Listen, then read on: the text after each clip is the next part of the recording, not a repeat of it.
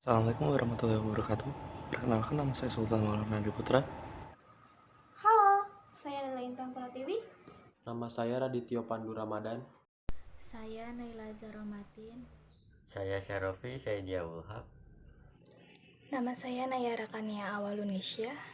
Nama saya Aditya. Saya Deliana Nadine. Kami dari kelompok 1 kelas 10 Muhammad ingin mempersembahkan video kreatif tentang sejarah dakwah Nabi Muhammad SAW.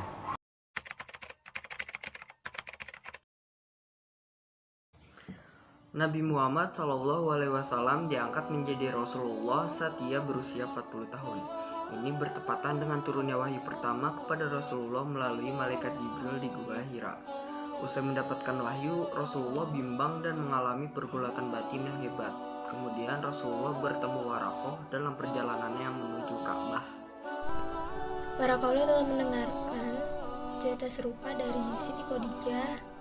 Ia kemudian meyakinkan Rasulullah bahwa Nabi Muhammad adalah Nabi yang telah diutus oleh Allah untuk menyempurnakan agama dan akhlak umatnya.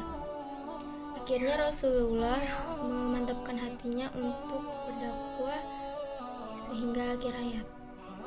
Bagaimana sejarah dakwah Rasulullah dan perjuangan memerangi kafir Quraisy? Simak ulasan berikut agar kamu lebih memahaminya. Perjalanan dakwah Nabi Muhammad SAW tentu jauh dari kata mulus. Banyak rintangan dan cobaan yang dilalui Rasulullah selama berdakwah.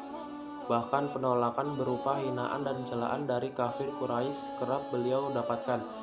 Waraqah bahkan mengingatkan Rasulullah untuk berhati-hati. Ia berkata, "Pastilah kau, Muhammad, akan didustakan orang, akan disiksa, akan diusir, dan akan diperangi. Kalau sampai pada waktu itu aku masih hidup, pasti aku akan membela yang di pihak Allah dengan pembelaan yang sudah diketahuinya pula." Namun semua itu Rasulullah hadapi dengan sabar dan tawakal. Rasulullah berdakwah selama 23 tahun sampai akhir hayatnya. Dari 23 tahun masa kerasulannya, 13 tahun dihabiskan Rasulullah untuk berdakwah di kota kelahirannya, yaitu kota Makkah. Dan sisanya 10 tahun dihabiskan Rasulullah untuk berdakwah di kota Madinah. Dalam 3 tahun awal masa dakwahnya di Makkah, Rasulullah berdakwah dengan cara sembunyi-sembunyi. Ia mendakwahi beberapa orang terdekatnya yang diyakini bisa merahasiakan pesan yang dibawanya. Adapun mereka yang pertama masuk Islam pada periode ini adalah Abu Bakar As-Siddiq, Umar bin Khattab, Utsman bin Affan, Ali bin Abi Thalib, Thaibah bin Ubaidillah, Az-Zubair bin Al-Awam, Abu Durrahman bin Auf, Abu Ubaidah bin Al-Jarrah, Sa'ad bin Abi Waqqas, dan Sa'id bin Zaid. Orang-orang ini kemudian mendapat julukan As-Sabiqun Al-Awwalun, yaitu orang-orang pertama yang masuk Islam. Muhammad terus melakukan dakwah secara sembunyi-sembunyi sampai kemudian turun wahyu Allah Subhanahu wa taala surat Al-Hijr ayat 94 yang berbunyi, "Fasada' bima tu'maru wa arid 'anil musyrikin." Artinya, maka sampaikanlah olehmu Muhammad secara terang-terangan segala apa yang diperintahkan kepadamu dan berpalinglah dari orang-orang yang musyrik. Nabi Muhammad kemudian melakukan dakwahnya secara terang-terangan. Beliau melakukan dakwahnya dari Bani Hashim, keluarga terdekatnya. Namun hanya Ali bin Abi Thalib saja yang mau masuk Islam dan pamannya Abu Thalib bersedia membelanya walaupun ia belum mau mengucapkan syahadat. Banyak kafir Quraisy yang menentang ajaran Nabi Muhammad, bahkan termasuk paman Nabi sendiri, yaitu Abu Lahab. Mereka melakukan segala cara untuk menolak ajaran yang dibawa oleh Rasulullah. Bahkan mereka berencana untuk membunuh Rasulullah.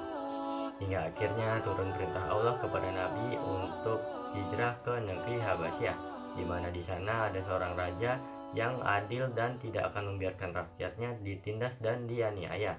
Namun tak lama kemudian turun perintah Allah untuk hijrah ke kota Madinah. Kemudian Rasulullah beserta para sahabatnya hijrah ke Madinah dan membangun Masjid Quba. Masjid ini dijadikan sebagai tempat sholat dan tempat menyusun tugas-tugas dakwah. Pembangunan Masjid Kuba berjalan dengan lancar, dan Nabi Muhammad pun turut mengulurkan tangan dalam menyelesaikan pembangunannya.